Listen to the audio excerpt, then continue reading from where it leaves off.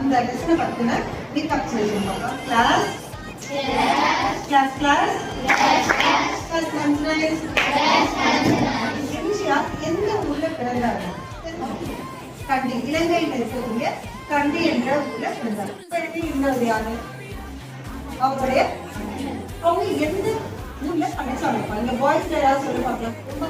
Very good. Kumbakonam என்ற ஊர்ல தான் அவங்க 2 பேரும் படிச்சாங்க. We go to we are the students of இப்ப எல்லாரும் புக் எடுத்துக்கோங்க.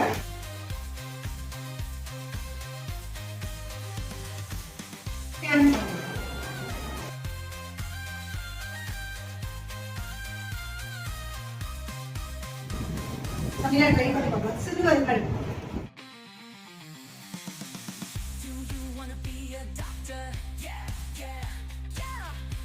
We go to Ebenezer.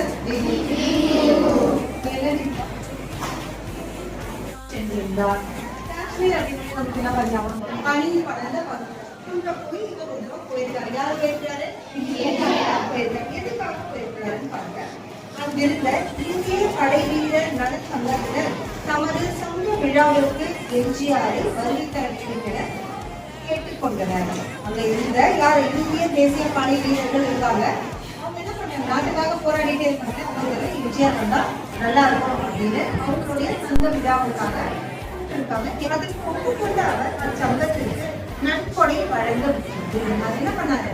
அவரோட சங்கம் இல்லையா, படை வீரர்கள் சங்கம், அதுக்கு ஏதாவது நாளான நன்கொடை தரலாம். நன்கொடைன்னா என்னப்பா? டொனேஷன் வந்து கொடுக்கலாம் அப்படின்னு நினைக்கிறேன். ஆனால் அப்போது அவரிடம் பணம்.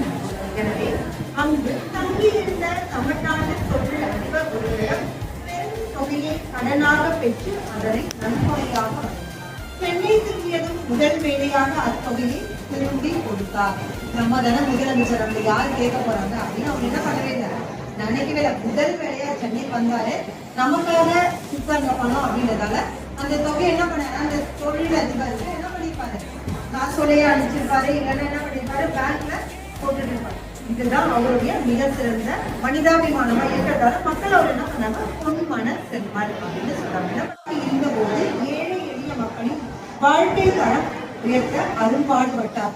உழவர்களின் கடன் தள்ளுபடி, ஏழைகளுக்கான வீட்டு வசதி திட்டம், ஆதரவற்ற மகளிருக்கு திருமண உதவி திட்டம், தாய்சேய் நல இல்லங்கள், பற்பொடி வழங்கும் திட்டம், நடுவடை சேர்ந்த மாணவர்களுக்கு பாடநூல் வழங்கும் திட்டம், முதியோருக்கு உதவி தொகை வழங்கும் திட்டம், வேலை வாய்ப்பு அற்றவர்களுக்கு உதவி தொகை வழங்கும் திட்டம் போன்ற பல்வேறு நலத்திட்டங்களை செயல்படுத்தி பற்பொடி வழங்கும் திட்டம், நலிவடைந்த பிரிவை சேர்ந்த மாணவர்களுக்கு பாடநூல் வழங்கும் ஒரு குறிப்பிட்ட சமூகம் வந்து முன்னேறாம இருந்து அந்த மாணவர்களுக்கு என்ன பண்ணிட்டாங்க, புத்தகங்கள் கொடுத்துருக்காங்க. இப்போ நம்ம கவர்மெண்ட் என்ன பண்றாங்க, ஸ்கூல்ல போன எல்லாருக்குமே என்ன பண்ணிட்டாங்க, எல்லாருக்கும் ஃப்ரீ புக்ஸ் கொடுக்குறாங்க.